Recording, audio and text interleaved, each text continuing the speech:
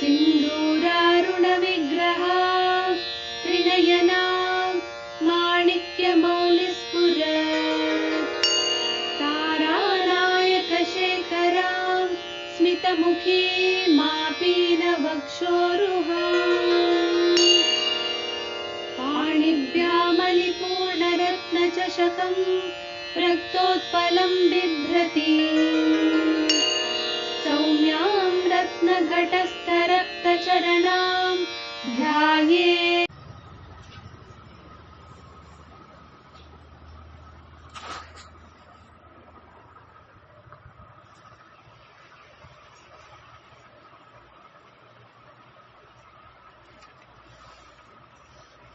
ಜಗಜ್ಜನನಿ ತಾಯಿ ಸ್ವಾಧಿಷ್ಠಾನ ಎಂಬ ಜಾಗದಲ್ಲಿ ಇರುವವಳಾಗಿದ್ದುಕೊಂಡು, ಅಂದರೆ ತನಗೆ ತಾನು ಅಧಿಷ್ಠಾನವಾಗಿರುವ ನೆಲೆಯಲ್ಲಿ ಇದ್ದುಕೊಂಡವಳಾಗಿ ಅವಳು 4 ಮುಖಗಳಿಂದ ಕೂಡಿದ್ದಾಳೆ ಅನ್ನುವಾಗ 4 ವೇದಗಳನ್ನ ತನ್ನ ಮುಖವಾಗಿ ಹೊಂದಿದ್ದಾಳೆ. ಹಾಗೆ 4 ಅನ್ನುವಾಗ ಆಕಾಶ, ವಾಯು, ತೇಜ ಮತ್ತು ಜಲ, ಈ 4 ತತ್ವಗಳನ್ನ ತನ್ನ ಮುಖವಾಗಿ ಹೊಂದಿದ್ದಾಳೆ. ಹಾಗೆ ಆಕಾಶದ ಶಬ್ದ, ವಾಯುವಿನ ಸ್ಪರ್ಶ, ತೇಜದ ರೂಪ, ಜಲದ ರಸ, ಈ 4 ತತ್ವಗಳನ್ನ ತನ್ನ ಮುಖವಾಗಿ ಹೊಂದಿದ್ದಾಳೆ. ಹೀಗೆ ನಾವು ಗಮನಿಸಿಕೊಂಡ್ವಿ. ಅಂಥ ತಾಯಿ ಅವಳು ಶೂಲ ಮೊದಲಾದಂಥ ಆಯುಧಗಳನ್ನು ಹಿಡ್ಕೊಂಡು ಹಳದಿ ಬಣ್ಣದಿಂದ ಕೂಡಿ ಮಧು ಎನ್ನುವುದರಿಂದ ಸುಪ್ರೀತಳಾಗುತ್ತಾಳೆ ಅನ್ನುವಾಗ ಅವಳ ಸ್ವರೂಪ ಏನಾಗಿದೆ? ಕಾಕಿನಿ ಎಂಬ ರೂಪದಿಂದ ಕೂಡಿದೆ ಅನ್ನೋದನ್ನ ನೋಡುವಾಗ, ಕಾಕಿನಿ ಅಂದ್ರೆ ಏನು ಅಂತ ನಾವು ಹೇಳ್ಕೊಂಡ್ವಿ. ಏನು? ಜೀವ ಎನ್ನುವುದಾಗಿ, ಬ್ರಹ್ಮ ಎಂಬುದಾಗಿ ಕಾಕಿ ಎನ್ನುವ ಶಬ್ದಕ್ಕೆ ಅರ್ಥ ಇದೆ. ಹಾಗೆ ಶಬ್ದ ಎನ್ನುವ ಅರ್ಥ ಇದೆ. ಅಂದ್ರೆ ಶಬ್ದ, ನಾದ ಎನ್ನುವುದಕ್ಕೆ ಕಾಕಿ ಅನ್ನುವುದು ಇದೆ. ಮತ್ತೆ ಇದು ಕಾಕಿನಿ ದೇವತೆ ಸರ್ವರಕ್ಷಾಕರವಾದಂಥ ದೇವತೆ, ಸರ್ವರಕ್ಷಾಕರವಾದ್ದು, ಜರಾಮರಣ ರೋಗ ರಹಿತವಾದದ್ದು. ಮತ್ತೆ ನಮ್ಮನ್ನ, ಆ ದೇವಿಯನ್ನ ಆಶ್ರಯಿಸಿದಾಗ ಸರ್ವ ರೀತಿಯ ರಕ್ಷಣೆಯನ್ನ ಮಾಡ್ತಾಳೆ, ಜರಾಮರಣ ರೋಗಗಳಿಂದ ನಮ್ಮನ್ನ ಬಿಡುಗಡೆಗೊಳಿಸ್ತಾಳೆ, ನಮಗೆ ಆನಂದವನ್ನ ಕೊಡ್ತಾಳೆ ಅನ್ನುವುದನ್ನ ನಾವು ಗಮನಿಸಿದ್ವಿ. ಈಗ ಈ ಸ್ವಾಧಿಷ್ಠಾನದಲ್ಲಿ ಹೇಳಿಕೊಂಡಿದ್ವಿ ನೆನ್ನೆ, 72,000 ನಾಡಿಗಳು, ಇಡೀ ಶರೀರವನ್ನ ವ್ಯಾಪಿಸಿರುವಂತಹ ನಾಡಿಗಳ ಕೇಂದ್ರ ಈ ಸ್ವಾಧಿಷ್ಠಾನ ಎಂಬುದು. ಆದ್ರಿಂದ ಅಲ್ಲಿಂದನೇ ನಾದದ ಉತ್ಪತ್ತಿಯಾಗುತ್ತೆ. ಅದಕ್ಕೆ ಇದನ್ನ ಶಬ್ದ ಕೇಂದ್ರ, ಕಾಕಿ ಎನ್ನುವಾಗ ಶಬ್ದ ಎನ್ನುವುದಾಗಿ ನಾವು ಹೇಳ್ಕೊಂಡಿದ್ದೇವೆ. ಆದ್ರಿಂದ ಶಿವಸ್ಯ ಬಿಂದು ರೂಪಸ್ಯ, ಬಿಂದುವಾಗಿ ಇರುವವನು ಶಿವ. ಅಂದ್ರೆ ನಾದ ಮೊದಲಿಗೆ ಹೇಗಿದೆ? ನಾದ ಬಿಂದು ಕಲಾ, ಅಂದ್ರೆ ಕಲಾರೂಪದಿಂದ ಬಿಂದು ರೂಪವಾಗಿ, ನಾದರೂಪವಾಗಿ, ತರಂಗಾಂತರವಾಗಿ, ಅಲ್ಲಿಂದ ಮುಂದಕ್ಕದೇನಾಗುತ್ತೆ? ಅಕ್ಷರಾದಿ ರೂಪಗಳನ್ನು ತಳೆಯುತ್ತೆ. ಹಾಗೆ ಇದು ಶಿವಸ್ಯ ಬಿಂದು ರೂಪಸ್ಯ ಸ್ಥಾನಂ. ಯಾವುದು? ಸ್ವಾಧಿಷ್ಠಾನಂ. ಬಿಂದು ರೂಪನಾದ ಶಿವನ ಸ್ಥಾನ ಅದಾಗಿದೆ. ಅದು ಎಂಥದು? ತದ್ಧಿ ಪ್ರಕಾಶಕಂ. ಆ ಬಿಂದು ಜಾಗದಲ್ಲಿ ಆ ನಾದವನ್ನ ಪ್ರಕಾಶಗೊಳಿಸುವಂತಹ ಜಾಗ ಅದು ಯಾವುದು? ಸ್ವಾಧಿಷ್ಠಾನ ಎಂಬುದು. ಅಲ್ಲಿ ಎತ್ತರ ಕುಂಡಲಿನಿ ಶಕ್ತಿ, ಕುಂಡಲಿನಿ ಎಂಬ ಶಕ್ತಿ ಅದು ಪರಾಶಕ್ತಿ. ಕುಂಡಲಿನಿ ನಾಮ ಪರಾಶಕ್ತಿ ಪ್ರತಿಷ್ಠಿತ. ಸ್ವಾಧಿಷ್ಠಾನ ಒಂದರಲ್ಲೇ ಅಲ್ಲ, ಅದು ಮೂಲಾಧಾರವನ್ನು ಕೂಡ, ಮೂಲಾಧಾರದಿಂದ ಆಶ್ರಯಿಸಿ ಸ್ವಾಧಿಷ್ಠಾನದ ಒಳಗೆ ಕುಂಡಲಿನಿ ಎಂಬ ಶಕ್ತಿ ಇದೆ. ಅದು ಶಿವನ ಬಿಂದು ರೂಪನಾದಂಥ ಬಿಂದುವು ಪ್ರಕಾಶಗೊಳ್ಳುವಂತಹ ಒಂದು ಸ್ವಾಧಿಷ್ಠಾನದ ನೆಲೆಯಲ್ಲಿ ಇದೆ. ಆದ್ರಿಂದ ಯಸ್ಮಾದುತ್ಪದ್ಯತೆ ಬಿಂದುಹು, ಅಲ್ಲಿಂದ, ಯಾವುದರಿಂದ? ಮೂಲಾಧಾರ ಮತ್ತು ಸ್ವಾಧಿಷ್ಠಾನದ ಒಂದು ಸಂಬಂಧದಿಂದ ಬಿಂದು ಎಂಬುದು ಉಂಟಾಗುತ್ತೆ. ಯಸ್ಮಾತ್ ನಾದ ಪ್ರವರ್ತತೆ, ಬಿಂದುವಿನ ನಂತರ ನಾದ. ಆದ್ರಿಂದ ನಾದ ಎನ್ನುವುದು ನಾವೇನು ಹೇಳಿಕೊಂಡಿದ್ದೇವೆ? ಇದೆಯಲ್ವಾ, ಅದು ನಾದ. ಆ ನಾದ ಒಂದೇ ರೂಪದಲ್ಲಿ ಅಂತಾನೆ ಇರಬೇಕಿಲ್ಲ. ಅವರವರಿಗೆ ಯಾವುದು ಷಡ್ಜದಲ್ಲಿರ್ಬಹುದು, ಪಂಚಮದಲ್ಲಿರ್ಬಹುದು, ಋಷಭದಲ್ಲಿರ್ಬಹುದು, ಒಟ್ಟು ತರಂಗಾತ್ಮಕವಾಗಿ ಕೇಳುವಂತಹ ಒಂದು ಶಬ್ದ ಏನಿದೆ ಅದು ನಾದ. ಅದಕ್ಕೆ ಒಂದು ಅರ್ಥ ಇಲ್ಲ, ಅದಕ್ಕೆ ಒಂದು ಅಕ್ಷರ ಇಲ್ಲ, ಅದಕ್ಕೆ ಒಂದು ರೂಪ ಇಲ್ಲ, ನಿಜ. ಆದರೆ ಅದು ಅರ್ಥ ಇಲ್ಲ ಅಂತಲ್ಲ, ಈಗ ಮಗು ಅತ್ತರೆ ಮಗು ಅಳುವಿಗೆ ಬೇಕಾದಷ್ಟು ಅರ್ಥ ಇದೆ. ತಾಯಿಯಾದವಳಿಗೆ ಅದು ಗೊತ್ತಾಗುತ್ತೆ. ನಾವು ಅಳ್ತಾ ಇದೆ ಮಗು ಹಸುವಾಗಿದೆಯೇನೋ ಅಂದ್ರೆ ಇಲ್ಲ, ಅದಕ್ಕೆ ನಿದ್ದೆ ಬರ್ತಾ ಇದೆ ಅಂದ್ರೆ, ಹಾಗೆ ಅಳ್ತಾ ಇದೆ ಮಗು ಅದಕ್ಕೆ ನಿದ್ದೆ ಬರ್ತಿದೆಯೇನೋ, ಹಸುವಾಗಿದೆಯೇನೋ, ಇಲ್ಲ ಅದಕ್ಕೇನೋ ತೊಂದರೆ ಆಗಿದೆ, ಅನಾರೋಗ್ಯ ಆಗಿದೆ. ಅದರ ಧ್ವನಿಯಲ್ಲಿ ಅಳುವುದು ಅನ್ನೋದು ಒಂದೇ ಇದೆ. ಹಾಗೆ ಕೂಗುವಾಗ ವಿವಿಧವಾದಂತಹ ಒಂದು ನಾದಗಳು ಇದ್ರೂ ಕೂಡ ಆ ನಾದಕ್ಕೆ ವಿಭಿನ್ನವಾದ ಅರ್ಥಗಳು ಇದೆ ಅಲ್ವಾ. ಆ ರೀತಿಯಲ್ಲಿ ನಾದ ಎಂಬುದು ಅದು ನಾದವಾಗಿದ್ದರೂ ಕೂಡ ನಾದ ತನ್ನದೇ ಆದ ಒಂದು ಅರ್ಥವನ್ನು ಒಳಗೊಂಡಿದೆ. ಒಂದು ಅರ್ಥ ಇಲ್ಲ, ಅಲ್ಲಿ ಅನಂತವಾದ ಅರ್ಥಗಳಿದೆ. ಆದ್ದರಿಂದ ನಾದಕ್ಕೆ ಬೆಲೆ. ಅದಕ್ಕೆ ನಾನು ಹೇಳ್ತಾ ಬಂದಿರೋದು, ಓಂ ಹೇಳುವಾಗ ಎಷ್ಟು ಕ್ಷಣ ಹೇಳ್ತೇವೆ ಅಷ್ಟು ಕ್ಷಣ ಅದರ ಜೊತೆಯಲ್ಲಿ ಮನಸ್ಸನ್ನ ಕಳಿಸಿ. ಅದು ಎಲ್ಲಿ ಹೋಗ್ತಿದೆ, ಎಲ್ಲಿ ಹೋಗ್ತಾ ಇದೆ ಅದರ ಜೊತೆಯಲ್ಲಿ ಕಳಿಸ್ತಾ ಅಭ್ಯಾಸ ಮಾಡ್ತಿದ್ರೆ ಒಂದು ದಿವಸ ನಿಮಗೆ ಅರಿವಾಗುತ್ತೆ, ಅಲ್ಲಿ ಏನೋ ಒಂದು ಘನೀಭೂತವಾದಂಥ ಒಂದು ಭಾವ ಇದೆ, ಘನೀಭೂತವಾದ ಒಂದು ಅರ್ಥ ಇದೆ, ಘನೀಭೂತವಾದ ಅಮೃತ ಇದೆ, ಸಾರ ಇದೆ, ರಸ ಇದೆ ಅನ್ನುವುದರ ಅನುಭವ ಆಗುತ್ತೆ. ಆದ್ದರಿಂದ ನಮಗೆ ನಾವು ಅವತ್ತು ಹೇಳ್ಕೊಂಡಿದ್ದೇವೆ ಏನಂತ, ರಾಮ ಅನ್ನುವಾಗ ರಾ ಅನ್ನುವುದು ವನ್ನಿ ತತ್ವವಾಗಿ ಅಗ್ನಿ ತತ್ವವಾಗಿ, ಆ ಅನ್ನುವುದು ಆದಿತ್ಯ ತತ್ವವಾಗಿ, ಮಾ ಎನ್ನುವುದು ಚಂದ್ರ ತತ್ವವಾಗಿ ಇರುವುದರಿಂದ ಎಲ್ಲವೂ ಕೂಡ ಸೋಮಾತ್ಮಕವಾಗಿ, ಅಗ್ನಿ ಸೋಮಾತ್ಮಕಂ ಇದನ್ ಜಗತ್, ಅಗ್ನಿ ಸೋಮಾತ್ಮಕವಾಗಿ ಪ್ರಪಂಚ ಇರೋದರಿಂದ, ಮತ್ತೆ ವನ್ನಿ ಮಂಡಲ, ಆದಿತ್ಯ ಮಂಡಲ, ಚಂದ್ರಮಂಡಲಗಳನ್ನ ಭೇದಿಸಿಕೊಂಡೇ ಯಾವುದಿದೆ, ಬ್ರಹ್ಮಗ್ರಂಥಿ, ವಿಷ್ಣು ಗ್ರಂಥಿ, ರುದ್ರಗ್ರಂಥಿ, ಅವೆಲ್ಲ ಭೇದಿಸಿಕೊಂಡು ಹೋದಾಗ ಸಹಸ್ರಾರ ಮುಟ್ಟೋದು. ಇದನ್ನ ರಾಮ ಶಬ್ದದಲ್ಲಿ ಹೇಳಿಕೊಂಡಿದ್ದೇವೆ. ಅದನ್ನ ನಿರಂತರವಾಗಿ ನಮ್ಗಿದು ಗೊತ್ತಾಗಬೇಕಾಗಿಲ್ಲ. ಏನು ಇದು ರಾ ಅಂದ್ರೆ ವನ್ಹಿ, ಆ ಅಂದ್ರೆ ಆದಿ ಗೊತ್ತಾಗಬೇಕಿಲ್ಲ. ಸುಮ್ಮನೆ ರಾಮ ರಾಮ ರಾಮ ರಾಮ ರಾಮ ರಾಮ ಅಂತಾನೇ ಇದ್ರೆ ತಾನೇ ಮಲಗಿದ್ದ ಸುಪ್ತ ಕುಂಡಲಿನಿಯನ್ನ ಎಬ್ಬಿಸಿ ಆ ನಾದ ತರಂಗ ರಾಮ ರಾಮ ಅಲ್ಲೊಂದು ತರಂಗ ಬರ್ತಾ ಇದೆ ಅಲ್ವಾ, ಆ ತರಂಗ ಏನ್ ಮಾಡುತ್ತೆ, ಅದೇ ಬ್ರಹ್ಮಗ್ರಂಥಿಯನ್ನ ಭೇದಿಸಿ, ರುದ್ರಗ್ರಂಥಿ, ವಿಷ್ಣು ಗ್ರಂಥಿಗಳನ್ನ ಭೇದಿಸಿ ಸಹಸ್ರಾರ ಮುಟ್ಟಿಸಿ ಬಿಡುತ್ತೆ. ಇದರಲ್ಲಿ ನಮ್ದು ಯಾವ ಪ್ರಯತ್ನ ಬೇಕಿಲ್ಲ, ವಿವೇಕ ಬೇಕಿಲ್ಲ, ಬುದ್ಧಿ ಬೇಕಿಲ್ಲ. ಆದ್ರಿಂದ ಎಷ್ಟೋ ಜನ ಅಜ್ಞರು, ಏನೂ ಅರಿಯದ ಮಹಾಜ್ಞಾನಿಗಳು ದೇವರನ್ನ ಪ್ರತ್ಯಕ್ಷ ಮಾಡ್ಕೊಂಡವರು ಇದಾರಲ್ಲ, ಅವರ ಬಾಯಲ್ಲಿ ಬರುವ ಮಾತುಗಳನ್ನ ನಾವು ನೋಡುವಾಗ ನಮಗೆ ಗೊತ್ತಾಗುತ್ತೆ.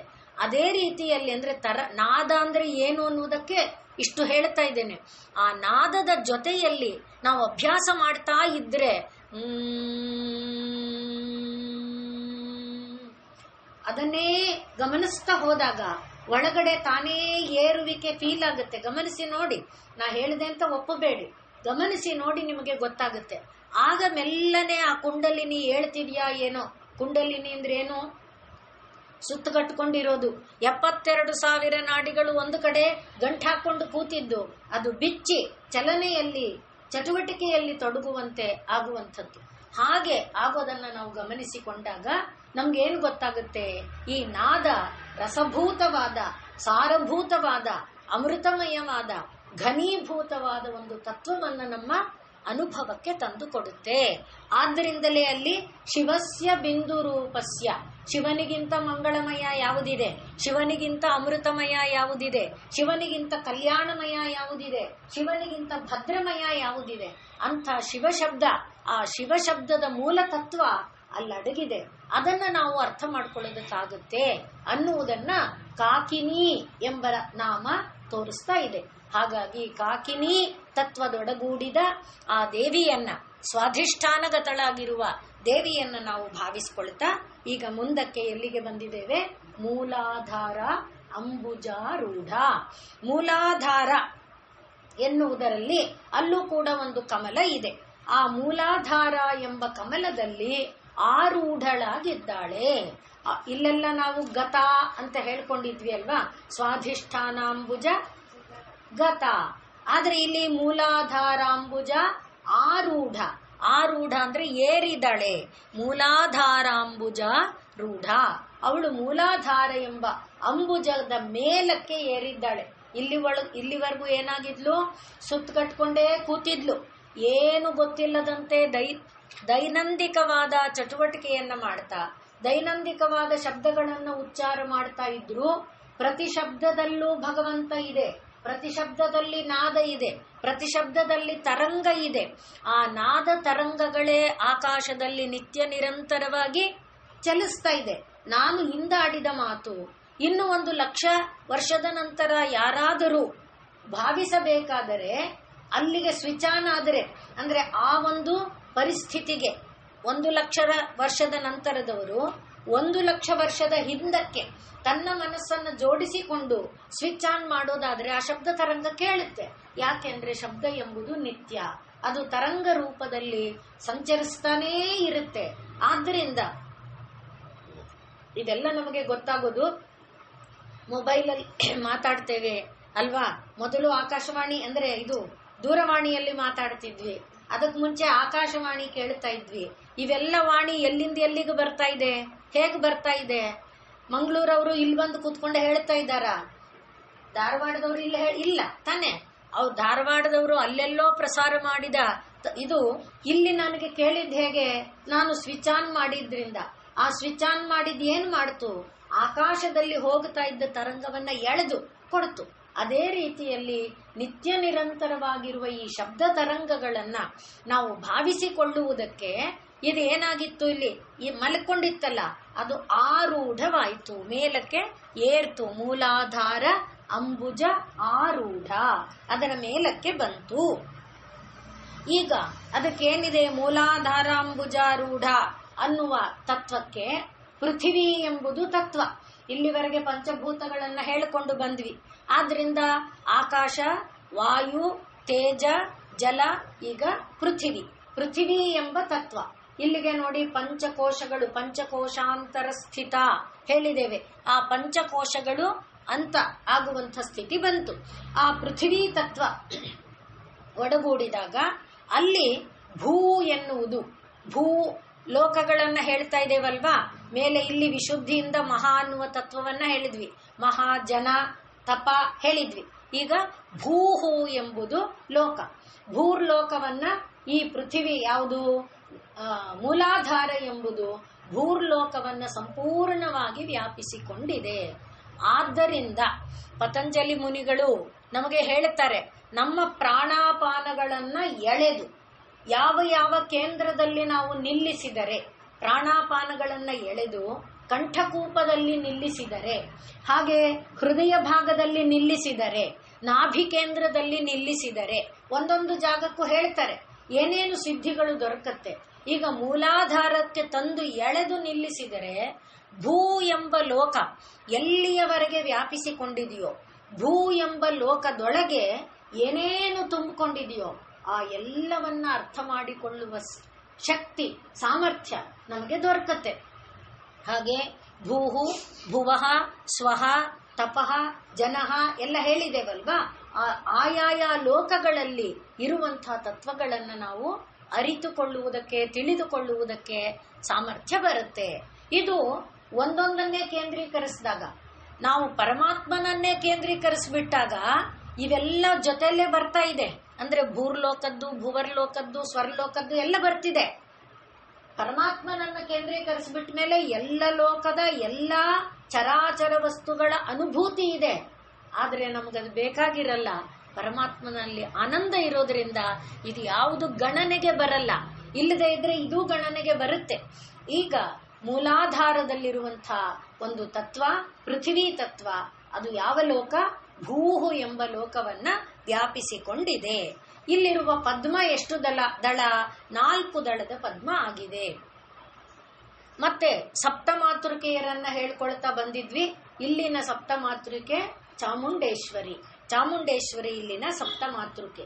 ಸ್ವರಗಳಲ್ಲಿ ನಿಷಾದ ಎಂಬುದು ಇಲ್ಲಿನ ಸ್ವರ, ಈ ಒಂದು ಜಾಗದ ಸ್ವರ. ಇಷ್ಟನ್ನು ನಾವು ಹಿಂದಿಂದ ಹೇಳ್ಕೊಂಡು ಬಂದಿದ್ದೇವೆ. ನಿನ್ನೆ ದಿವಸ ಹೇಳ್ಕೊಂಡಿದ್ದೇವೆ. ಆ ಮರ್ಮವನ್ನ ಅರಿತು ಆಯಾ ಸ್ವರವನ್ನ ಹೇಳಿದಾಗ ಅದು ಯಾವುದು ಏನು ಲಿವರಿಗೆ ತೊಂದರೆಯಾಗಿದೆಯೋ, ಕಿಡ್ನಿಗೆ ತೊಂದರೆಯಾಗಿದೆಯೋ, ಆಯಾ ಜಾಗಕ್ಕೆ ಆಯಾ ಸ್ವರ ಏನು ಮಾಡುತ್ತೆ? ಸ್ವಯಂ ಅದು ಬೆಳಗತ್ತೆ. ಸ್ವಯಂ ರಾತಿ ಸ್ವಯಂ ಆನಂದಯತಿ, ಸ್ವತಃ ಅದು ಭ್ರಾಜತೆ ರಾಜತೆ ಸ್ವರ ಅನ್ನುವುದು. ಆದ್ರಿಂದ ಅದೇನು ಮಾಡುತ್ತೆ, ಆ ಜಾಗವನ್ನೆಲ್ಲ ಶುದ್ಧ ಮಾಡುತ್ತೆ, ಶುಭ್ರ ಮಾಡುತ್ತೆ. ಆದರೆ ಇವತ್ತು ನಮ್ಗೆ ಅದರಲ್ಲಿ ವಿಶ್ವಾಸ ಇಲ್ಲ, ಒಂದು. ಎರಡನೇದು, ಅಭ್ಯಾಸ ಮಾಡುವುದಕ್ಕೆ ಆಲಸಿಕೆ ಇದೆ, ಎರಡನೇದು. ಮೂರನೆಯದು, ಅದನ್ನು ಆ ಮರ್ಮವನ್ನ ತಿಳಿಸಿ ಹೇಳ್ಕೊಡೋರಿಲ್ಲ. ಈಗ ನಮ್ಗೆ ನಿಷಾದದಲ್ಲಿ 2-3 ಬಗೆ ಇದೆ. ಆ ಕಾಕಲಿ ಕೈಶಿಕ ನಿಷಾದವನ್ನ ಭೇದಿಸಿ, ಹೀಗೆ ಹೇಳಿದರೆ ಕಾಕಲಿ, ಹೀಗೆ ಹೇಳಿದರೆ ಕೈಶಿಕ ತೋರಿಸಿಕೊಡುವಂಥ ಒಂದು ಜ್ಞಾನ ಸಂಪನ್ನತೆ ಇರುವವರು, ಅಂದ್ರೆ ಸ್ವರಗಳನ್ನ ಬರೀ ಒಂದೊಂದೇ ಸ್ವರದಲ್ಲಿ ಸಿದ್ಧಿ ಪಡೆದವರು ಇರೋರಿದ್ದಾರೆ. ಹಾಗೆ ಅದನ್ನೇ ಅಭ್ಯಾಸ ಮಾಡಬೇಕು. ದಿನ ಪೂರ್ತಿ ಸಾನೆ, ವರ್ಷ ಪೂರ್ತಿ ಸಾನೆ, ಹಾಗೆ ಆ ರೀತಿಯಾಗಿ ಅಭ್ಯಾಸ ಮಾಡ್ತಾ ಋಷಭದಲ್ಲಿ 3 ಏನಿದೆ, ಷಟ್ಶ್ರುತಿ ಚತುಶ್ರುತಿ, ಆ ರೀತಿಯಾದಂತಹ ಶ್ರುತಿಗಳನ್ನ ಹಿಡಿದು, ಷಟ್ಶ್ರುತಿ ಋಷಭ ಹೇಗಿದೆ, ಚತುಶ್ರುತಿ ಋಷಭ ಹೇಗಿದೆ, ಆ ರೀತಿಯಾಗಿ ಅಭ್ಯಾಸ ಮಾಡಿ ಅದನ್ನು ಸಾಧನೆ ಮಾಡಿದ ಒಬ್ಬ ಅದು ಒಂದು ಯೋಗನೇ. ಆ ಯೋಗಿವರ್ಯ ಇದ್ರೆ ಅವನಿಂದ ಇದು ವಾಸಿಯಾಗುವುದಕ್ಕೆ ಸಾಧ್ಯ ಇದೆ. ಎಲ್ಲಕ್ಕೆ ಸರ್ಜರಿನೇ ಬೇಕಾದಂಥದ್ದಿಲ್ಲ. ಆದರೆ ಇಲ್ಲಿ ನಾವು ಹೇಳ್ಕೊಳ್ತಾ ಇರೋದೇನು, ಇದೆಲ್ಲ ನಮಗೆ ಗೊತ್ತಿಲ್ಲ, ಬೇಡ, ಆಗಲ್ಲ ಅಲ್ವಾ. ಆದ್ರೆ ರಾಮ ಅನ್ನಕ್ಕಾಗುತ್ತಲ್ಲ, ಲಲಿತಾ ಅನ್ನಕ್ಕಾಗುತ್ತಲ್ಲ, ಅದನ್ನ ಹೇಳ್ತಿದ್ರೆ ಅದೇ ಈ ಕೆಲಸ ಮಾಡುತ್ತೆ. ಅದಕ್ಕೋಸ್ಕರನೇ ಇಷ್ಟುದ್ದ ಹೇಳ್ತಾ ಇರೋದು. ವಿಶುದ್ಧಿ ಚಕ್ರ ಇಂದ ಮೂಲಾಧಾರಾಂಬುಜವರೆಗೆ ಇಷ್ಟು ದೂರ ಅದನ್ನು ಹೇಳ್ತಾ ಇರೋ ಉದ್ದೇಶವಾದರೂ ಏನಪ್ಪಾ ಅಂದ್ರೆ, ಈ ಒಂದನ್ನು ಹೇಳ್ತಿದ್ರೆ ಸಾಕು, ನಿನಗೆ ಎಲ್ಲ ಬರುತ್ತೆ. ಸಾರೀಗ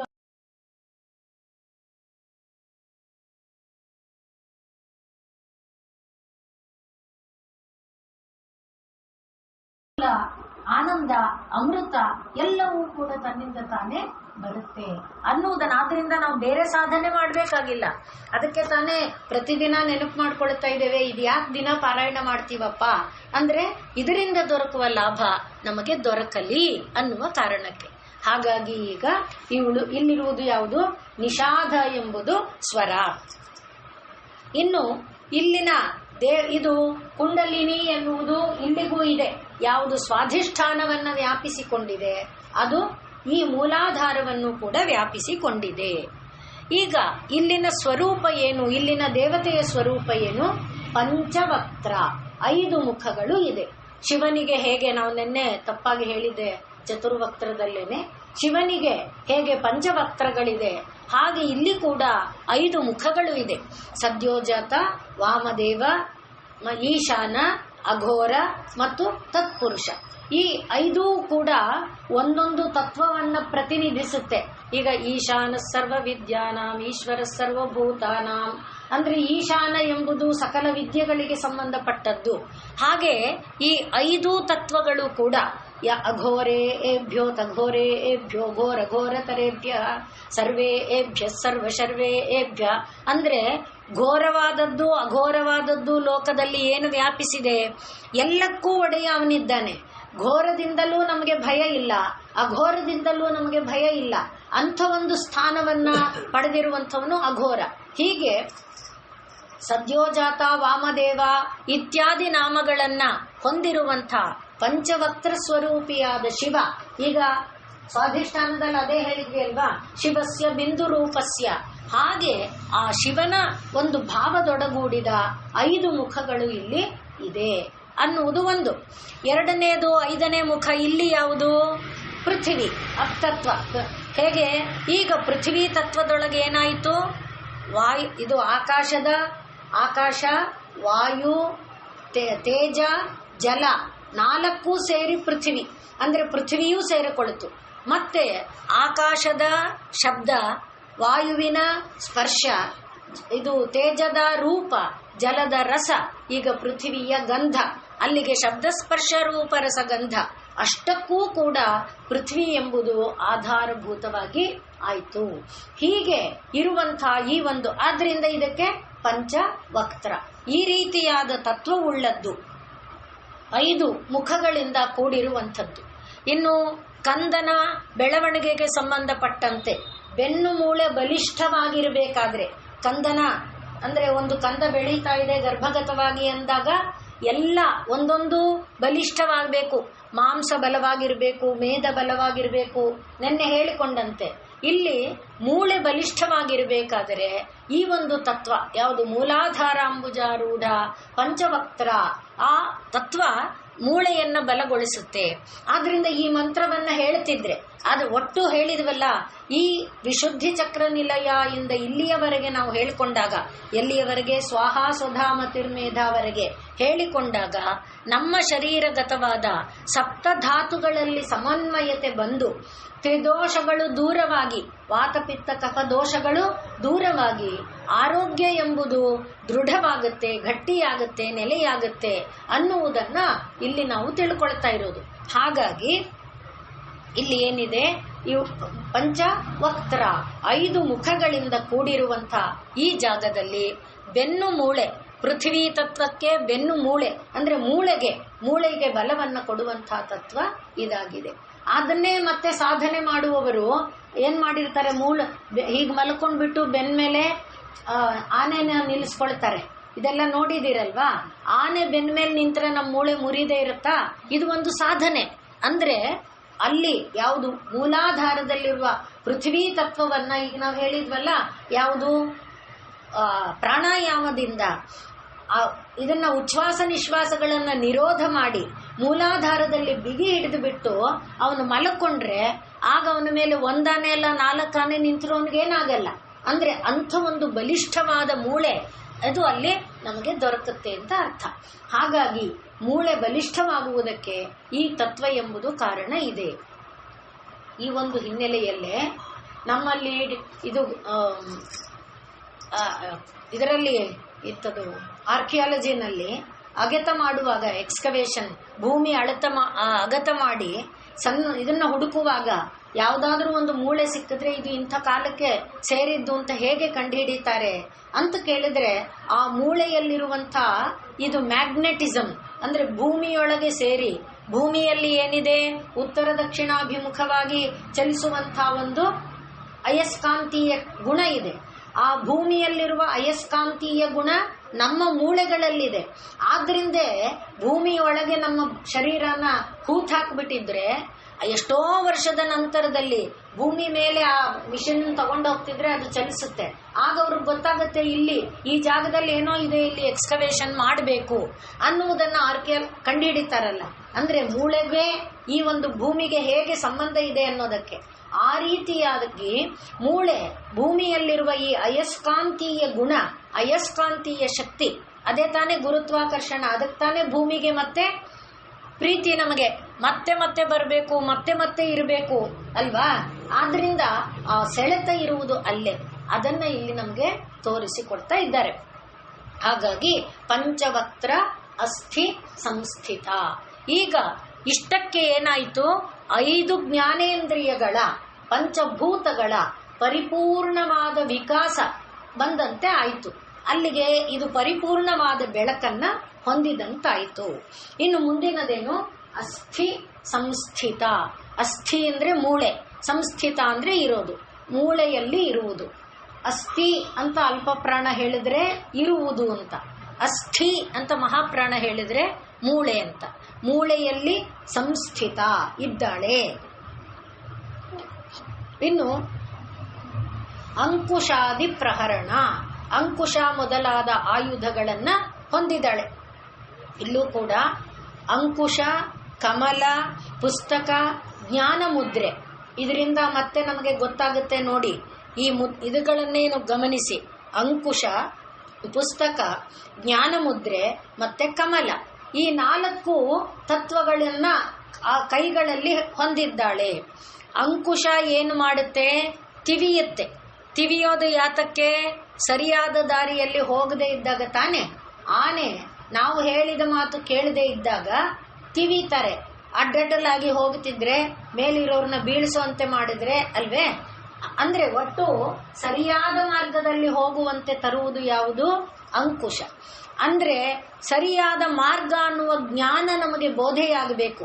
ಅದರ ಜೊತೆಯಲ್ಲಿ ಕಮಲ ಏನನ್ನ ತೋರಿಸುತ್ತೆ, ಕಮಲ ಜ್ಞಾನದ ಸಂಕೇತ, ಬೆಳಕಿನ ಸಂಕೇತ, ವಿಕಾಸದ ಸಂಕೇತ, ಶಾಂತಿಯ ಸಂಕೇತ. ಆದ್ರಿಂದ ಅದು ಕಮಲ ಅರಳುತ್ತಾ ಆ ಅರಳುವಿಕೆಯ ಮೂಲಕ ಮೂಲಾಧಾರದಿಂದಲೇ ನಮ್ಮ ಶರೀರಗತವಾದ ಎಲ್ಲ ಜ್ಞಾನಗಳು, ಈಗ ನಾವೇನು ಹೇಳಿದ್ವಿ, ಪಂಚಭೂತಗಳಲ್ಲಿ ವಿಶುದ್ಧಿ ಚಕ್ರದಲ್ಲಿ ಆಕಾಶದ ಜ್ಞಾನ ಅಂದ್ವಿ ಅಲ್ವಾ?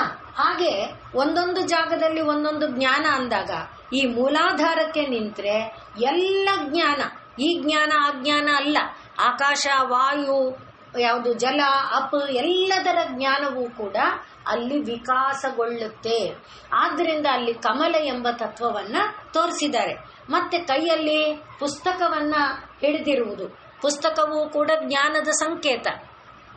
ಒಂದು ಪುಸ್ತಕ ಅಂದ್ರೆ ಅದರಲ್ಲಿ ಎಲ್ಲ ಅಕ್ಷರ ಇದೆ ತಾನೆ, ಆ ಇಂದ ಹಾವರೆಗೆ ಅಥವಾ ಎ ಇಂದ ಝೆಡ್ ವರೆಗೆ, ಹೀಗೆ ಯಾವುದೇ ಅಕ್ಷರ ಆಗಿರಲಿ, ಒಟ್ಟಿನಲ್ಲಿ ಆ ಪುಸ್ತಕ ಎಂಬುದು ಪರಿಪೂರ್ಣ ಜ್ಞಾನದ ಒಂದು ಸಂಕೇತವಾಗಿ ನಿಲ್ಲುವಂಥ ವಸ್ತುವಾಗಿದೆ. ಇದರ ಜೊತೆಯಲ್ಲಿ ಜ್ಞಾನ ಮುದ್ರೆಯನ್ನ, ತಾಯಿ ಚಿನ್ಮುದ್ರೆಯನ್ನ ಹಿಡಿದಿದ್ದಾಳೆ.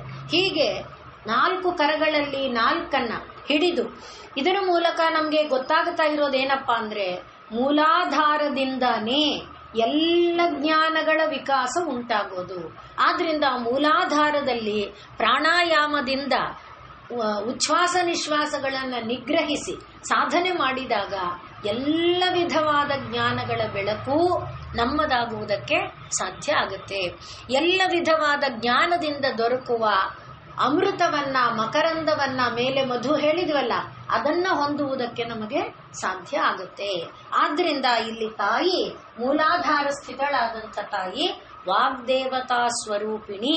ಆದ್ರಿಂದಲೇ ಮೂಲಾಧಾರದಲ್ಲಿ ಗಣಪತಿಯನ್ನು ಜ್ಞಾನ ದೇವತೆ ತಾನೆ, ಆದ್ರಿಂದ ಗಣಪತಿಯನ್ನ ಮೂಲಾಧಾರದಲ್ಲಿ ಹೇಳ್ತೇವೆ.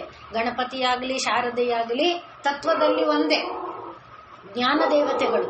ಹಾಗಾಗಿ ಇಲ್ಲಿರುವಂತಹ ದೇವತೆ ಜ್ಞಾನದ ದೇವತೆ.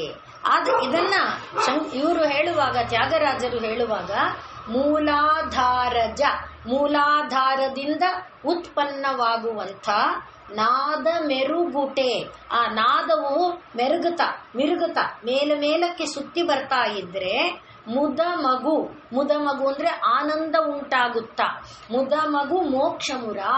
ಅದರಿಂದ ಮೂಲಾಧಾರವನ್ನು ಹಿಡ್ಕೊಂಡ್ಬಿಟ್ರೆ ಮೋಕ್ಷ ನಿನ್ನ ಕರಾವಸ್ಥಿತವಪ್ಪ ಎಂಬುದಾಗಿ ತ್ಯಾಗರಾಜರು ತಮ್ಮ ಅನುಭೂತಿಯನ್ನ ಹೇಳ್ಕೊಂಡಿದ್ದಾರೆ. ಹಾಗೆ ಮೂಲಾಧಾರ ಈಗ ನಮಗೆ ಎಲ್ಲ ಜ್ಞಾನವನ್ನ ಕೊಡ್ತು. ಜ್ಞಾನವನ್ನ ಕೊಟ್ಟಿದ್ರಿಂದ ಏನಾಯ್ತು, ಅಜ್ಞಾನದಿಂದ ನಾವು ಹೊರಗೆ ಬಂದ್ವಿ. ಯಾವುದು ಜ್ಞಾನ, ಯಾವುದು ಅಜ್ಞಾನ? ನೀನು ಎಂಬುದು ಜ್ಞಾನ, ನಾನು ಎಂಬುದು ಅಜ್ಞಾನ. ಆದ್ರಿಂದ ನೀನು ಅನ್ನುವ ಅರಿವು ಬರಬೇಕು. ಅದು ಹೇಗೆ? ನೀನು ಅಂತ ನಾನು ಇನ್ನೊಬ್ಬರನ್ನ ಹೇಳಿದಾಗ, ಓ ಲೀಲಜ್ಞಾನಿನಾ, ನಾನ್ ಜ್ಞಾನಿ ಅಲ್ವಾ? ಹಾಗಲ್ಲ. ನೀನು ಅನ್ನುವ ಶಬ್ದ ಅದು ವ್ಯಕ್ತಿ ಅಲ್ಲ, ನಾ ಅನ್ನುವುದು ಅಲ್ಲ, ನೀ ಅನ್ನುವುದೇ. ಆದ್ರಿಂದ ಎಲ್ಲವೂ ನೀನೇ ದೇವರೇ. ನನ್ನ ಕಣ್ಣು ನೀನೇ, ನನ್ನ ಕೈ ನೀನೇ, ನನ್ನ ಕಾಲು ನೀನೇ, ನನ್ನ ನಾಲಿಗೆ ನೀನೇ, ನನ್ನ ಮೂಗು. ಆ ನೀನು ನೀನು ನೀನು ಎಂಬ ಭಾವ ಇದೆಯಲ್ಲ, ಅದು ಜ್ಞಾನ. ನಾನು ನಾನು ನಾನು ಎಂಬ ಜ್ಞಾನ ಇದೆಯಲ್ಲ, ಅದು ಅಜ್ಞಾನ. ಅಥವಾ ನೀನು ಎನ್ನುವುದನ್ನ, ನಾನು ಎನ್ನುವುದನ್ನ ಒಂದಾಗಿ ಎಲ್ಲ ಪರಮಾತ್ಮ ಅಂತ ತಿಳ್ಕೊಳ್ತೀವಿ ಅಂದ್ರೆ ಅದು ಇನ್ನೂ ದೊಡ್ಡ ಜ್ಞಾನ. ಆದ್ರಿಂದ ಒಟ್ಟು ನಾನು ಎನ್ನುವುದು ಶರೀರಗತವಾಗಿ ಇಟ್ಟುಕೊಂಡಾಗ ಅದು ಅಜ್ಞಾನ. ಆದ್ರಿಂದ ಮೂಲಾಧಾರದ ಅರಿವಿನೊಡನೆ ನಮ್ಮ ಸಮಸ್ತ ಅಜ್ಞಾನವೂ ಕೂಡ ನಾಶವಾಗಿ ಹೋಯಿತು. ಆದ್ರಿಂದಲೇ ಅಲ್ಲಿ ಹೇಳುವಾಗ ಮೂಲಾಧಾರಜ ನಾದ ಮೆರುಗುಟೆ ಮುದಮುಗ ಮೋಕ್ಷಮುರ ಎಂಬುದಾಗಿ. ಅದು ಮೋಕ್ಷ. ಇನ್ನೇನಿದೆ ಬಂಧ ಹೇಳಿ? ಬಂಧಕ್ಕೆ ಯಾವ ಕಾರಣವೂ ಉಳಿಯೋದಿಲ್ಲ. ಇಲ್ಲಿರುವಂಥ ದೇವತೆಗಳು ಯಾರು? ವರದಾದಿ ನಿಷೇವಿತ. ಎಲ್ಲರೂ ಈಗ ಮುಕ್ತಿದಾಯಕರೇ. ಮೊದಲನೆಯವಳು ದೇವಿ ಅಂದ್ರೆ ಈ ದೇವಿಯನ್ನ, ಮೂಲಾಧಾರದಲ್ಲಿರುವ ದೇವಿಯನ್ನ ಸುತ್ತು ಆವರಣ ದೇವತೆಗಳು ಯಾರು? ವರದ ಎನ್ನುವವಳು ಒಬ್ಳು, ವಾ ಆದ್ಮೇಲೆ ಶ, ಶ್ರೀ, ಸ ಸರಸ್ವತಿ, ಮತ್ತೆ ಇದು ವಾ ಶ ಶ. ಶ ಅನ್ನುವುದು ಷಂಡ. ಷಂಡ ಅಂತ ಹೇಳಿದ್ರೆ ಜ್ಞಾನದ ಪರಮಾವಧಿಗೆ ಷಂಡ ಅಂತ ಹೇಳ್ತಾರೆ. ಅಂದ್ರೆ ಅವನು ನಪುಂಸಕನಾಗುತ್ತಾನೆ ಆಗ, ಅಂದ್ರೆ ಕ್ರಿಯಾಶೂನ್ಯನಾಗುತ್ತಾನೆ ಅಂತ ಅರ್ಥ. ಯಾರು ಜ್ಞಾನವಂತನಾಗುತ್ತಾನೆ ಅವನಿಗೆ ಪ್ರವೃತ್ತಿ ನಿವೃತ್ತಿಗಳಿರಲ್ಲ. ಹಾಗೆ ಅಂತ ಅವನು ಊಟ ಮಾಡಲ್ಲ, ತಿಂಡಿ ತಿನ್ನಲ್ಲ ಅಂತಲ್ಲ. ಇದ ಹಂಗಬೇಕು ಅನ್ಕೊಳ್ಳಲ್ಲ. ಓಹ್ ಇದ ಬೇಡ ಹಾಗ ಅನ್ಕೊಳ್ಳಲ್ಲ. ಅವನಿಗೆ ಎಲ್ಲವೂ ಒಂದೇ ತರ ಇರುತ್ತೆ. ಅದು ಷಂಡತ್ವ ಅಂತ ಹೇಳಿದ್ರೆ, ಆ ಒಂದು ನೆಲೆಯಲ್ಲಿ ಅಂದ್ರೆ ಪರಿಪೂರ್ಣವಾದ ಜ್ಞಾನದ ನೆಲೆಯಲ್ಲಿ ನಿಂತಾಗ ಅವನಿಗೆ ಎಲ್ಲವೂ ಗ್ರಾಹ್ಯವೇ. ಕೊಚ್ಚೆ ನೀರೂ ಗಂಗೆನೆ, ಗಂಗೆನೂ ಗಂಗೆನೆ, ಎಲ್ಲವೂ. ಈಗ ಯಾವುದೋ ಪಶು ಪಕ್ಷಿ ಪ್ರಾಣಿಗಳ ಮೂತ್ರವೂ ಕೂಡ ಗಂಗೆನೆ, ಅವನಿಗೆ ಅದರಲ್ಲಿ ಭೇದ ಕಾಣಲ್ಲ. ಅಂಥ ಒಂದು ಸ್ಥಿತಿಯನ್ನ ಷಂಡ ಸ್ಥಿತಿ ಎಂಬುದಾಗಿ ಹೇಳ್ತಾರೆ. ಹಾಗೆ ವರದ, ಶ್ರೀ, ಷಂಡ ಮತ್ತು ಸರಸ್ವತಿ ಈ 4 ದೇವತೆಗಳು ಇಲ್ಲಿ ವ ಶ ಶ ಸ ಇಲ್ಲಿ ಇದ್ದಾರೆ. ಹೀಗೆ ಇರುವಂತಹ ಒಂದು ಜಾಗ ಯಾವುದು? ಮೂಲಾಧಾರ ಅಂಬುಜಾರೂಢ. ಇಲ್ಲಿರುವಂಥ ದೇವತೆ ಯಾರು? ಮತ್ತೆ ಮುದ್ಗೌದನಾಸಕ್ತ ಚಿತ್ತ. ಇಲ್ಲಿರುವ ದೇವತೆಗೆ ಆಹಾರ ಯಾವುದಪ್ಪ? ನೈವೇದ್ಯ ಯಾವುದು? ಮುದ್ಗೌದನ. ಮುದ್ಗ ಅಂದ್ರೆ ಹೆಸರು ಬೇಳೆ. ಹೆಸರು ಬೇಳೆಯ ಜೊತೆಯಲ್ಲಿ ಅಕ್ಕಿಯನ್ನು ಬೇಯಿಸಿ ಮಾಡಿದಂತ ಹುಗ್ಗಿನೋ ಅಥವಾ ಪೊಂಗಲ್ಲೋ ಯಾವುದೋ, ಒಟ್ಟಿನಲ್ಲಿ ಪಾಯಸ, ಹೆಸರುಬೇಳೆ ಪಾಯಸ ಯಾವುದಾದ್ರೂ ಸರಿ, ಒಟ್ಟು ಹೆಸರುಬೇಳೆಯ ಬೆರಕೆಯೊಡನೆ ಮಾಡಿದಂಥ ಒಂದು ಅನ್ನ ತತ್ವ ಏನಿದೆ ಅದು ಆ ದೇವಿಗೆ ಪ್ರೀತಿಕರವಾದ್ದು. ಮುದ್ಗೌದನ ಸಕ್ತ ಚಿತ್ತ. ಮುದ್ಗೌದನದಲ್ಲಿ ಆಸಕ್ತಿಯನ್ನು ಹೊಂದಿರುವ ಚಿತ್ತ ಉಳ್ಳವಳು ದೇವಿ. ಇಲ್ಲಿರುವ ದೇವಿ ಹೆಸರೇನು? ಸಾಕಿನಿ. ಇಲ್ಲಿವರೆಗೆ ಎಲ್ಲ ನೋಡಿದ್ವಿ. ಹಾಕಿನಿ, ಲಾಕಿನಿ, ರಾಕಿಣಿ ಅಲ್ವೇ? ಈಗ ಕಾಕಿನಿ, ಸಾಕಿನಿ. ಸಾಕಿನಿ ಎನ್ನುವುದು ದೇವತೆ. ಅಕ ಅಂದ್ರೆ ಹೋಗೋದು ಅಂತ ಹೇಳಿದ್ದೇನೆ. ಸಹ ಅಕತಿ, ಜೊತೆಯಲ್ಲೇ ಬರುತ್ತೆ, ಜೊತೆಯಲ್ಲೇ ಬರುತ್ತೆ. ಎಲ್ಲೆಲ್ಲಿಗೆ ನಾವು ಎಲ್ಲೆಲ್ಲಿ ಹೋದ್ರೆ ಅಲ್ಲೆಲ್ಲ ಬರುತ್ತೆ. ನಿಜವಾದ ದೃಷ್ಟಿಯಲ್ಲಿ ಹೇಳೋದಾದ್ರೆ ಸಾಕಂ ಅಂತ ಒಂದು ಶಬ್ದ ಇದೆ ಸಂಸ್ಕೃತದಲ್ಲಿ. ಸಹ, ಸಾಕಂ, ಸಾರ್ಧಂ ಅಂತ 3 ಶಬ್ದ. ಇದು ಅವ್ಯಯ. ಸಾಕಂ ಅಂದ್ರೆ ಜೊತೆಯಲ್ಲಿ ಅಂತ. ಇಲ್ಲಿ ಸಾಕ ಅಂದ್ರೆ ಅಕತಿ, ಹೋಗೋದು. ಸಹ ಅಂದ್ರೆ ಜೊತೆಯಲ್ಲಿ, ಜೊತೆಯಲ್ಲಿ ಹೋಗುವಂಥದ್ದು. ಜೊತೆಯಲ್ಲಿ ಹೋಗುವಂಥದ್ದು ಯಾವುದು? ನಾನು ಗಳಿಸಿದ ಜ್ಞಾನಾಜ್ಞಾನಗಳು, ನಾನು ಮಾಡಿದ ಪುಣ್ಯಾಪುಣ್ಯಗಳು, ನಾನು ಮಾಡಿದ ಧರ್ಮಾಧರ್ಮಗಳು ಅಲ್ವೇ? ಇವೆಲ್ಲ ನನ್ನ ಜೊತೆಯಲ್ಲಿ ಬರುತ್ತೆ. ಯಾವ ರೂಪದಲ್ಲಿ ಬರುತ್ತೆ? ಚಿತ್ತಮನ ಬುದ್ಧಿ ಅಹಂಕಾರಗಳ ರೂಪದಲ್ಲಿ ಅದು ಒಂದು ಮುದ್ರಿತ ರೂಪದಲ್ಲಿ ಬರುತ್ತೆ. ಹಾಗೆ ಸದಾ ನಮ್ಮ ಜೊತೆಯಲ್ಲಿ ಬರುವಂಥದ್ದು ಅದು. ಹಾಗೆ ನಿಜವಾದ ಜ್ಞಾನವಾದರೆ ನಮ್ಮನ್ನ ಏನ್ ಮಾಡುತ್ತೆ? ಪರತತ್ವದಲ್ಲಿ ಲೀನ ಮಾಡಿಸ್ಬಿಡುತ್ತೆ. ಒಟ್ಟಿನಲ್ಲಿ ಸಹ ಅಕತಿ, ನಮ್ಮನ್ನ ನಮ್ಮ ಜೊತೆಯಲ್ಲೇ ಒಯ್ಯುವಂಥ ಒಂದು ದೇವಿ ಯಾರು? ಅವಳು ಸಾಕಿನಿ. ಆ ಸಾಕಿನಿ ದೇವಿಗೆ ನಾಗರೂಪ ಅಂದ್ರೆ ಹಾವಿನ ರೂಪ ಇದೆ. ಅಂದ್ರೆ ನಾಗರೂಪಿಣಿಯಾದಂತಹ ದೇವಿಯನ್ನ ಸಾಕಿನಿ ಎಂಬುದಾಗಿ ಭಾವಿಸಬಹುದು. ಮತ್ತೆ ಅತ್ಯಂತ ಉಜ್ವಲವಾದ ಪ್ರಭೆ ಯಾರಿಗೆ? ಸಾಕಿನಿ ದೇವಿಗೆ ಅತ್ಯಂತ ಉಜ್ವಲವಾದ ಪ್ರಭೆ ಇದೆ. ಮತ್ತೆ ಸಾಕ ಎನ್ನುವಾಗ ವಿಷ್ಣು, ಈಶ್ವರ, ಸೂರ್ಯ ಇವರೆಲ್ಲರೂ ಕೂಡ ಸಾಕ ಎನ್ನುವ ಶಬ್ದಕ್ಕೆ ಪ್ರತಿನಿಧಿಗಳಾಗುತ್ತಾರೆ. ಅವರೆಲ್ಲರನ್ನ ಒಳಗೊಳ್ಳುವವಳು ಯಾರೋ? ಅವಳು ಸಾಕಿನಿ. ವಿಷ್ಣುವನ್ನು, ಸೂರ್ಯನನ್ನು, ಈಶ್ವರನನ್ನು, ಸರ್ಪ ಮೊದಲಾದ ಅನೇಕ ದೇವತೆಗಳನ್ನ ಒಳಗೊಳ್ಳುವಂತಹ ದೇವಿಯ ಹೆಸರು ಸಾಕಿನಿ. ಆ ಸಾಕಿನಿ ಎಂಬುವವಳು ಮೂಲಾಧಾರದಲ್ಲಿ ವಾಸ ಮಾಡ್ತಾಳೆ. ಈಗ ಮೂಲಾಧಾರದಲ್ಲಿ ವಾಸ ಮಾಡುವ ಸಾಕಿನಿ ದೇವಿಗೆ ಧ್ಯಾನ ಶ್ಲೋಕ ಒಂದಿದೆ. ಇದೇ ಯಾವುದು? ಮೂಲಾಧಾರಾಂಬುಜಾರೂಢ ಪಂಚಭಕ್ತ್ರಾಸ್ಥಿ ಸಂಸ್ಥಿತ. ಹೇಳಿ. ವರದಾದಿ ನಿಷೇವಿತ ಮುದ್ಗೌದನಾಸಕ್ತ ಚಿತ್ತ ಸಾಕಿನ್ಯಂಬಾ ಸ್ವರೂಪಿಣಿ. ಇವಳು ಮೂಲಾಧಾರದಲ್ಲಿರುವಂಥ ದೇವಿ. ಆ ಮೂಲಾಧಾರದಲ್ಲಿರುವ ದೇವಿಯ ಸ್ವರೂಪ ಈ 3 ಲೈನುಗಳಲ್ಲಿ ಮೂಲಾಧಾರಾಂಬುಜಾರೂಢ ಇಂದ ಸಾಕಿನ್ಯಂಬಾ ಸ್ವರೂಪಿಣಿವರೆಗೆ ಇದೆ. ಅದನ್ನೇ ಸಾಕಿನಿ ದೇವಿಯ ಧ್ಯಾನ ರೂಪವಾಗಿ ಸೇಮ್ ಅದೇ ತತ್ವನೇ ಅಲ್ಲಿ ಮೂಲಾಧಾರಸ್ಥ ಪದ್ಮೆ, ಮೂಲಾಧಾರದ ಇಲ್ಲಿರುವ ಪದ್ಮದೊಳಗೆ ಶ್ರುತಿ ದಳ ಲಸಿತೆ. ಶ್ರುತಿ ದಳ ಅಂದ್ರೆ 4 ಮತ್ತು 2 4 ಶ್ರುತಿ ಅಂದ್ರೆ ವೇದ 4. ಆ 4 ವೇದಗಳ ರೂಪದಲ್ಲಿ 4 ದಳಗಳಲ್ಲಿ ಬೆಳೆದುತ್ತಾ ಇರುವ ಶ್ರುತಿ ದಳ ಲಸಿತೆ, ಅದನ್ನೇ ನಾವಲ್ಲಿ ಮೂಲಾಧಾರಾಂಬುಜಾರೂಢ ನೋಡಿದ್ವಿ. ಈಗ ಪಂಚವಕ್ತ್ರ, ಅದನ್ನೇ ಈ ಧ್ಯಾನ ಶ್ಲೋಕದಲ್ಲಿ ಪಂಚವಕ್ತ್ರಾಂ ತ್ರಿನೇತ್ರಾಂ. ತ್ರಿನೇತ್ರ ಎಲ್ಲ ಕಡೆ ಕಾಮನ್ನು, ಎಲ್ಲಾ ದೇವಿಗೂ ತ್ರಿನೇತ್ರ. ಮತ್ತೆ ಧೂಮ್ರಾಭಾಂ ಹೇಗಿದ್ದಾಳೆ? ಬಣ್ಣವನ್ನು ಮೊದಲಿಂದ ಹೇಳಿಕೊಂಡು ಬಂದಿದ್ದೇವೆ.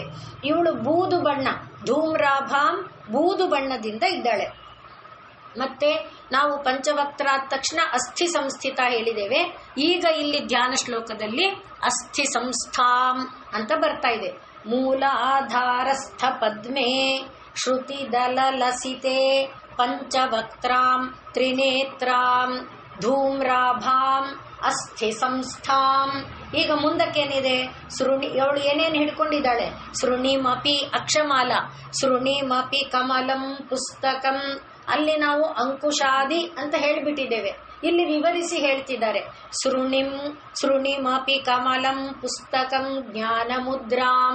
ಅಕ್ಷಮಾಲೆಯನ್ನ, ಕಮಲವನ್ನ, ಪುಸ್ತಕವನ್ನ, ಜ್ಞಾನ ಮುದ್ರೆಯನ್ನ ತನ್ನ ಕೈಯೊಳಗೆ, ಬಿಭ್ರಾಣಾಂ ಬಾಹುದಂಡೈಹಿ ತನ್ನ ತೋಳುಗಳೊಳಗೆ ಅದನ್ನ ಹಿಡ್ಕೊಂಡಿದ್ದಾಳೆ. ಮತ್ತೆ ಸುಲಲಿತಳಾಗಿದ್ದಾಳೆ. ಅವಳ ಜೊತೆಯಲ್ಲಿರೋರು ಯಾರು? ವರದಾ ಪೂರ್ವ ಶಕ್ಯನ್ವಿತಾಂ. ವರದಾ ಮೊದಲಾದಂತಹ ಶಕ್ತಿಗಳಿಂದ ಸುತ್ತುವರಿಯಲ್ಪಟ್ಟಿದ್ದಾಳೆ. ತಾಂ ಮುದ್ಗೌದನಾಸಕ್ತ ಚಿತ್ತಾಂ ಮಧು ಮದ ಮುದಿತಾಂ ಸಾಕಿನೀಂ ಭಾವಯಾಮಃ. ಮುದ್ಗೌದನೆಯಲ್ಲಿ ಆಸಕ್ತಿಯಾಗಿರುವಂತಹ ದೇವಿ ಸಾಕಿನಿಯನ್ನ ನಾವು ಭಾವಿಸೋಣ, ಚಿಂತಿಸೋಣ ಅನ್ನುವುದು ಅವಳ ಧ್ಯಾನ ಶ್ಲೋಕ. ಹೀಗೆ ತಾಯಿ ಮೂಲಾಧಾರದಲ್ಲಿ ಇರುವಂತಹ ದೇವಿ ನಮಗೆ ಸಕಲ ಜ್ಞಾನವನ್ನ ಕರುಣಿಸಿಕೊಡುವವಳಾಗಿ, ನಾನು ಎಂಬ ಅಜ್ಞಾನ ನಮ್ಮೊಳಗೆ ಏನು ವ್ಯಾಪಿಸಿಕೊಂಡಿದೆ, ಆ ನಾನು ಎಂಬ ಅಜ್ಞಾನವನ್ನ ದೂರ ಮಾಡಿ ಜ್ಞಾನವನ್ನ ಕೊಟ್ಟು ನಮಗೆ ಮೋಕ್ಷದಾಯಕಳಾಗುತ್ತಾಳೆ. ಮತ್ತೆ ನಾವು ಮತ್ತೆ ಬರಬೇಕು ಅಂತ ಬಯಸೋದಾದ್ರೆ ಭೂಹು ಭುವಃ ಸ್ವಃ ಮಹಃ ಜನಃ ಅಷ್ಟೂ ಲೋಕಗಳ ಒಳಗೆ ಎಲ್ಲಿ ಬೇಕಾದರೂ ಹೋಗ್ಬೋದು. ಇವೆಲ್ಲ ಚಂದ್ರಲೋಕದ ಮಾರ್ಗಗಳು, ಚಂದ್ರಗತಿ. ಇದರೊಳಗೆ ಗೀತೆಯಲ್ಲಿ 8ನೇ ಅಧ್ಯಾಯದಲ್ಲಿ ಹೇಳುವಾಗ, ಆದ್ರಿಂದ ಆ ಗತಿಯಲ್ಲಿ ಚಲಿಸುವಾಗ ಯಾವ ಲೋಕದಲ್ಲಿ ಬೇಕಾದ್ರೆ ನಾವು ವಿಹರಿಸಿ ಬರಬಹುದು.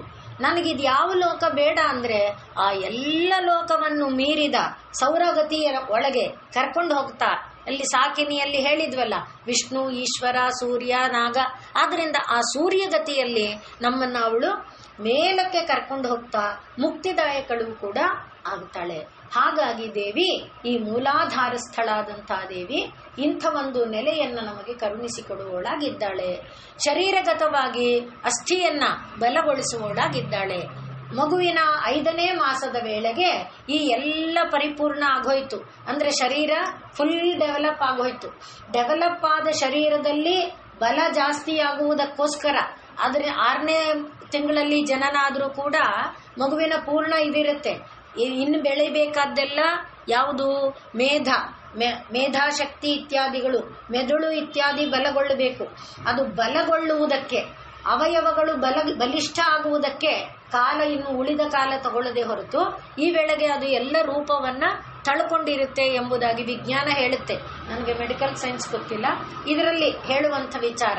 ಹಾಗೆ ಇದು ಬೆಳೆದು ಈಗ ಪರಿಪೂರ್ಣ ಶರೀರಾಕೃತಿಯನ್ನು ಪಡೆದಂತೆ ಪರಿಪೂರ್ಣವಾದ ಜ್ಞಾನವನ್ನ ಪಡೆದುಕೊಂಡು ಪರಿಪೂರ್ಣ ಜ್ಞಾನ ಸ್ವರೂಪಿಯಾದ ಪರಮಾತ್ಮನಲ್ಲಿ ಒಂದಾಗುವ ಭಾವವನ್ನ ಕರುಣಿಸಿ ಕೊಡುತ್ತೆ. ಈಗ ಮುಂದಿನದು ಯಾವುದು? ಆಜ್ಞಾ ಚಕ್ರಾಬ್ಜ ನಿಲಯ. ಆಜ್ಞಾಚಕ್ರ ಎಂಬ ಕಮಲದ ಒಳಗೆ ನಿಲಯ ವಾಸ ಮಾಡ್ತಾ ಇದ್ದಾಳೆ. ಆಜ್ಞಾಚಕ್ರ ಈಗ ನೋಡಿ, ಎಲ್ಲಿಂದ ಆರಂಭ ಮಾಡಿದ್ವಿ ನೆನಪಿಸ್ಕೊಳ್ಳಿ. ಇಲ್ಲಿಂದ ಆರಂಭ ಮಾಡಿದ್ವಿ, ಕಂಠಕೂಪದಿಂದ. ಮೂಲಾಧಾರಕ್ಕೆ ಬಂದವರೇ ಈಗ ಎಲ್ಲಿ ಬಂದಿದ್ದೇವೆ? ಇಲ್ಲಿಗೆ ಬಂದಿದ್ದೇವೆ. ಆಗ ನಮಗೆ ಕನೆಕ್ಷನ್ ಸಿಕ್ಕಲ್ಲ, ಇದು ಹೇಗೆ ಅನ್ಸುತ್ತೆ.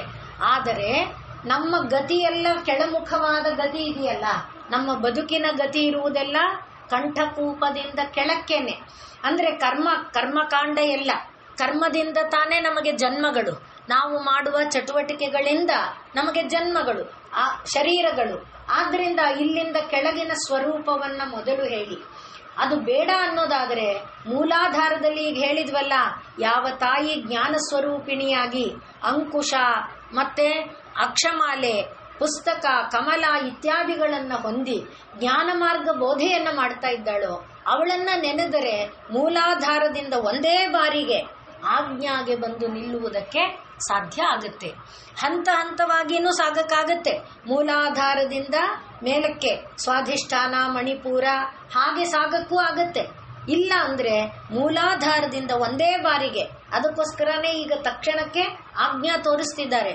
ಮೂಲಾಧಾರದಿಂದ ಒಂದೇ ಸಲಿಗೆ ಆಜ್ಞಾವನ್ನ ಮುಟ್ಟಿ ಅಲ್ಲಿಂದ ಮೇಲಕ್ಕೆ ಸಹಸ್ರಾರವನ್ನು ಸೇರಿಬಿಡುತ್ತೆ. ಅದು ಗತಿ ಅಂದ್ರೆ ಜೀವದ ಗತಿ ಅದು. ಹಾಗೆ ಸಾಧಕನ ಗತಿಯೂ ಕೂಡ ಅದು. ಯಾರು ಒಬ್ಬ ಸಾಧನೆಯನ್ನ ಮಾಡ್ತಾನೆ, ಪತಂಜಲಿಗಳು ಹೇಳುವಂತೆ ಯೋಗಶಾಸ್ತ್ರದಲ್ಲಿ ಸಾಧನೆ ಮಾಡುವಾಗ ಈ ಪ್ರಾಣಾಯಾಮಾದಿಗಳನ್ನ ಅನುಷ್ಠಾನ ಮಾಡ್ತಾ ಒಳಗಡೆಗೆ ಉಸಿರನ್ನ ಎಳ್ಕೊಂಡಾಗ ಕೆಳ ಕೆಳ ಕೆಳ ಕೆಳಮುಖಕ್ಕೆ ಬಂದು ಮೂಲಾಧಾರ ಮುಟ್ಟಿ ಆ ಎಲ್ಲ ಸಾರವನ್ನ ಹೀರಿದಾಗ ಮೆಲ್ಲನೆ ಒಂದೇ ಬಾರಿಗೆ ಅದು ಮೇಲೇರಿ ಆಜ್ಞಾವನ್ನು ಮುಟ್ಟಿ ಬಿಡುತ್ತೆ. ಆದ್ರಿಂದ ತಾಯಿ ಆಜ್ಞಾ ಚಕ್ರಾಬ್ಜ ನಿಲಯ. ಅಲ್ಲಿ ಅವಳು ಹೇಗಿದ್ದಾಳೆ? ಶುಕ್ಲ ವರ್ಣ, ಬಿಳಿ ಬಣ್ಣದಲ್ಲಿದ್ದಾಳೆ. ಆದ್ರಿಂದ ಈಗ ಆಜ್ಞಾ ಚಕ್ರದಲ್ಲಿರುವ ದೇವಿ ಯಾವ ರೂಪದಲ್ಲಿದ್ದಾಳೆ ಅಂದ್ರೆ ಮೇಲಿಂದ ಹೇಳ್ಕೊಂಡು ಬಂದ್ವಿ, ರಕ್ತವರ್ಣ, ಪೀತವರ್ಣ, ಧೂಮ್ರವರ್ಣ ಇತ್ಯಾದಿಯಾಗಿ ಆ ಎಲ್ಲಾ ವರ್ಣಗಳು. ಮತ್ತೆ ಅಲ್ಲಿ ಇನ್ನೇನಾಗಿದ್ದಾಳೆ? ಆಕಾಶ ಇದೆ, ವಾಯು ಇದೆ, ಜಲ ಇದೆ, ತೇಜ ಇದೆ, ರೂಪ ಇದೆ, ಎಲ್ಲ ಇದೆ. ಎಲ್ಲ ಇರುವಂಥ ಅಂದ್ರೆ ಎಲ್ಲದರ ಸಮನ್ವಯ ರೂಪ ಇರುವಂಥ ಒಂದು ಜಾಗ ಆಜ್ಞಾಚಕ್ರ. ಇನ್ನು ನಿಜವಾದ ದೃಷ್ಟಿಯಲ್ಲಿ ಕೂಡ ಆಜ್ಞಾಚಕ್ರ ನಮ್ಮ ಶರೀರದಲ್ಲಿರುವಂಥ ಕ್ರಿಯಾ ಪ್ರಚೋದಕವಾದ ನರನಾಡಿಗಳಿಗೆ, ಹಾಗೆ ಜ್ಞಾನ ಪ್ರಚೋದಕವಾದ ನರನಾಡಿಗಳಿಗೆ, ಜ್ಞಾನಶಕ್ತಿ, ಕ್ರಿಯಾಶಕ್ತಿ, ಆ ಎರಡೂ ಶಕ್ತಿಗಳ ಸಮನ್ವಯ ಕೇಂದ್ರ ಇದು.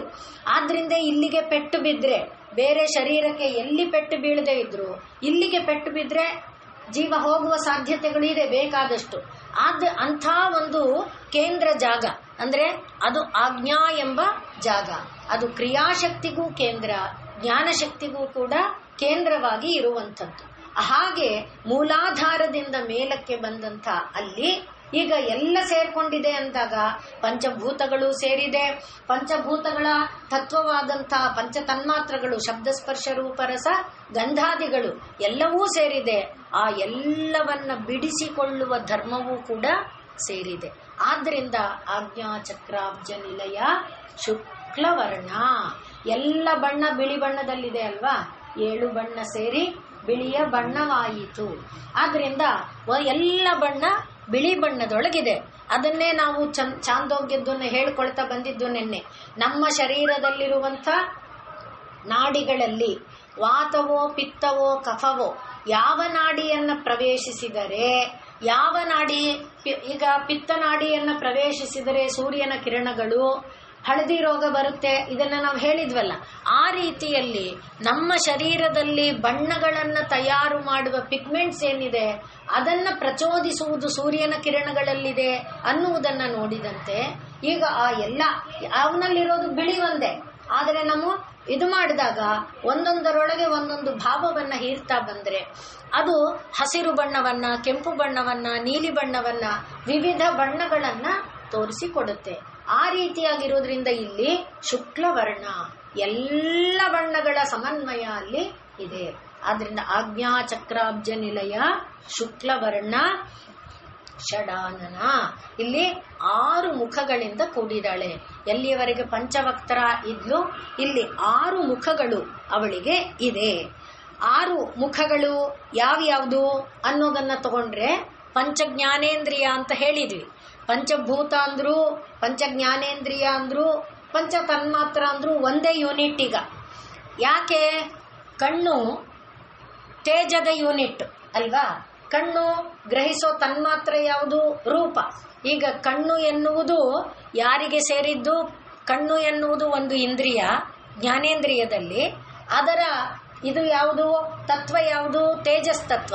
ಅದು ಗ್ರಹಿಸುವಂತ ತನ್ಮಾತ್ರ ಯಾವುದು? ರೂಪ ತನ್ಮಾತ್ರ. ಆದ್ರಿಂದ ಪಂಚಭೂತ, ಪಂಚ ಜ್ಞಾನೇಂದ್ರಿಯ, ಪಂಚ ತನ್ಮಾತ್ರ ಒಂದೇ, ಒಂದು ಯೂನಿಟ್ ಆಗುತ್ತೆ. ಕಣ್ಣು ಎನ್ನುವುದು ಪಂಚಜ್ಞಾನೇಂದ್ರಿಯದಲ್ಲಿ ಒಂದು, ಪಂಚಭೂತವಾದ ತೇಜ ಅದರೊಳಗೆ ಸೇರುತ್ತೆ, ಪಂಚ ತನ್ಮಾತ್ರವಾದ ರೂಪ ಅದರೊಳಗೆ ಸೇರುತ್ತೆ. ಆದ್ರಿಂದ ಈಗ ಪಂಚಜ್ಞಾನೇಂದ್ರಿಯ, ಪಂಚ ಕರ್ಮೇಂದ್ರಿಯ, ಪಂಚಭೂತ, ಪಂಚ ತನ್ಮಾತ್ರ ಒಂದು ಯೂನಿಟ್ ಆದ್ರೆ ಆ ಎಲ್ಲವನ್ನ ಗ್ರಹಿಸುವ ಮನಸ್ಸು, ಬುದ್ಧಿ, ಇಂದ್ರಿಯ, ಮನಸ್ಸು, ಬುದ್ಧಿ, ಅಹಂಕಾರ ಅಥವಾ ಅಂತಃಕರಣ ಅಂತ ಏನಿದೆ ಅದು ಒಂದು ಯೂನಿಟ್. ಆ 6 ಯೂನಿಟ್ ಮುಖವಾಗಿರುವುದು ಷಡಾನನ, 6 ಮುಖ ಉಳ್ಳದ್ದು ಎಂಬುದಾಗಿ ಹೇಳ್ತಾ ಇದ್ದಾರೆ. ಆಜ್ಞಾಚಕ್ರಾಬ್ಜ ನಿಲಯ ಶುಕ್ಲವರ್ಣ ಷಡಾನನ. ಮುಂದಿನದು ಮಜ್ಜ ಸಂಸ್ಥ. ಇದನ್ನ ನಾವು ಸೋಮವಾರದ ದಿನ ನೋಡಿ.